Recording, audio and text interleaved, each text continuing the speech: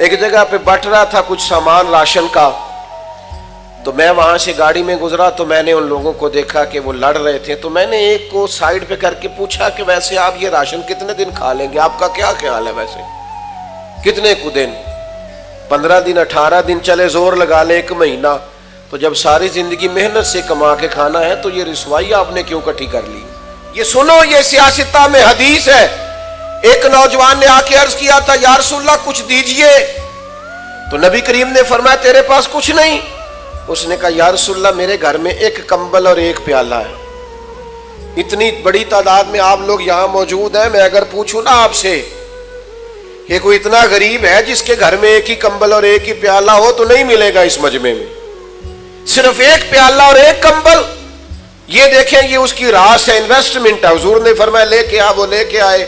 اللہ کے رسول صلی اللہ تعالی علیہ وسلم نے بولی لگا دی کون خریدے گا؟ ایک صحابی نے کہا 1 دینار میں خریدوں گا، ایک نے کہا 2 دینار میں۔ حضور نے 2 دینار میں بیچ دیا۔ فرمایا جا 1 دینار کا کھانا لے جا گھر اور 1 دینار کا کلاڑا خرید کے لا۔ وہ کلاڑا خرید کے لایا تو تھا بڑا نصیبوں والا۔ فرماتے ہیں نصیب دیکھو اس کلاڑے کے اندر دستہ نبی پاک نے اپنے دستے مبارک سے لگایا۔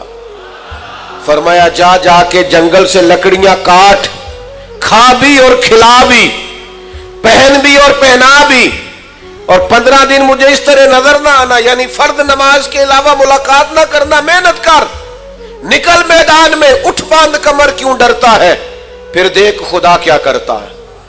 ہمت کریں، جدوجہد کریں، جب آپ 1 قدم اٹھاتے ہیں تو اللہ کی مدد مل جاتی ہے۔ صحابہ فرماتے ہیں وہ 15 دنوں کے بعد آیا نوجوان، تو حضور نے پوچھا اب کیا حال ہے؟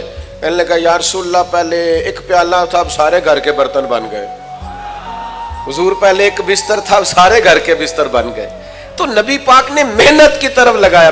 ہمارے نوجوان نا بیچارے وہ ساری زندگی سوچتے رہتے ہیں میری کبھی وہ UK والی خالہ مہربان ہو جائے نا، وہ میرا امریکہ والا ماموں مہربانی کرے، تو آپ پریشان نہ ہو، ماموں کو بھی پتا ہے آپ کی توجہ اس طرف ہے، ان سے بھی کوئی ہاتھ ملاتا ہے تو انہیں یوں ہی لگتا ہے کہ شاید اس کو بھی مجھ سے لالچ ہے، اس کو بھی وہ بھی بیچارے الجھے ہوئے، ان چکروں سے باہر کیوں نہ آئے۔